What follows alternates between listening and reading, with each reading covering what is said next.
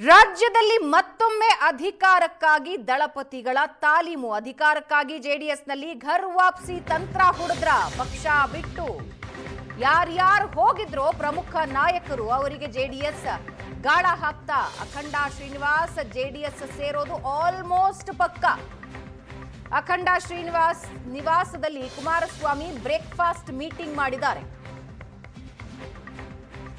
JDS ಸೇರ್ಪಡೆ ಆಗೋದಕ್ಕೆ ಅಖಂಡಗೆ ಕುಮಾರಸ್ವಾಮಿ ಆಹ್ವಾನಿಸಿದ್ದಾರೆ.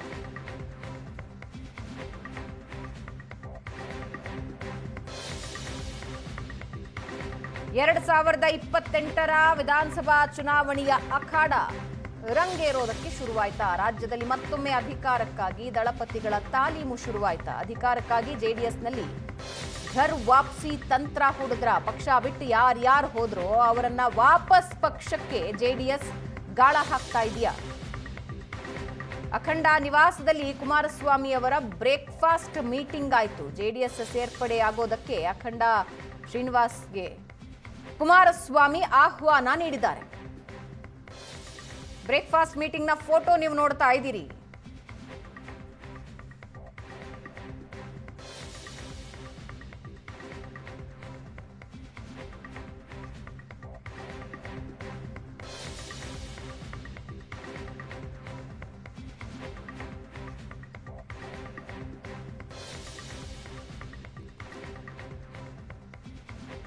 ಒಂದು ಕಡೆ ಅನ್ಸಾರಿ, ಮತ್ತೊಂದು ಕಡೆ ಅಖಂಡ ಶ್ರೀನಿವಾಸ್. ಅನ್ಸಾರಿ ಮುನಿಸ್ಕೊಂಡಿದ್ದಾರೆ. ಅವರ ಬೆಂಬಲಿಗರು ದೇವೇಗೌಡರ ಹುಟ್ಟುಹಬ್ಬಕ್ಕೆ ವಿಶ್ ಮಾಡಿದ್ದಾರೆ. ಒಂದು ಭಾವನಾತ್ಮಕ ಪೋಸ್ಟ್. ಮತ್ತೊಂದು ಕಡೆ ಬ್ರೇಕ್ಫಾಸ್ಟ್ ಮೀಟಿಂಗ್. ಅಖಂಡ ನಿವಾಸದಲ್ಲಿ ಕುಮಾರಸ್ವಾಮಿ ಅವರ ಬ್ರೇಕ್ಫಾಸ್ಟ್ ಮೀಟಿಂಗ್.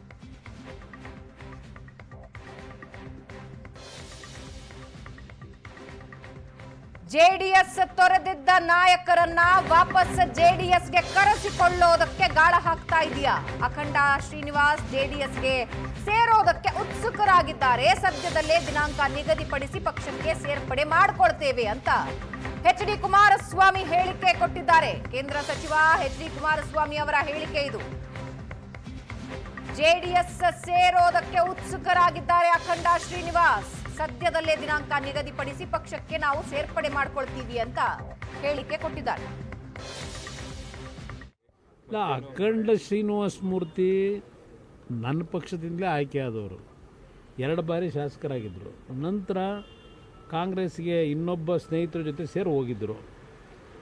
ಅಲ್ಲಿ ಹೋಗಿ ಈಗ ಅವರಿಗೆ ನನ್ನ ಒಂದು ಮನೆ ಜನತಾದಳವೇ ಸರಿಯಾದ ಮನೆ, ನಾನು ಮತ್ತೆ ವಾಪಸ್ ಬರಬೇಕು ಅಂತಕ್ಕಂಥ ನಿರ್ಣಯ ಮಾಡಿ ಅವ್ರ ಕುಟುಂಬದಲ್ಲಿ ಇವತ್ತು ಅವ್ರ ಮನೆಗೆ ಬರಬೇಕು ಅಂತಕ್ಕಂಥದ್ದಕ್ಕೆ ಅವರೆಲ್ಲರ ಒಂದು ಮನವಿ ಏನಿತ್ತು, ಆಹ್ವಾನ, ಆ ಆಹ್ವಾನದ ಮೇರೆಗೆ ಅವ್ರ ಮನೆಗೆ ಹೋಗಿದ್ದೆ. ಸದ್ಯದಲ್ಲೇ ಒಂದು ದೊಡ್ಡ ಬೃಹತ್ ಸಭೆ ಮುಖಾಂತರ ಅವರು ಅಧಿಕೃತವಾಗಿ ಪಕ್ಷಕ್ಕೆ ಸೇರ್ತಕ್ಕಂಥದ್ದಕ್ಕೆ ತೀರ್ಮಾನ ಮಾಡ್ಕೊಂಡಿದ್ದಾರೆ. ಪಕ್ಷಕ್ಕೆ ಬರಮಾಡ್ಕೊಂಡಿದ್ದೇನೆ.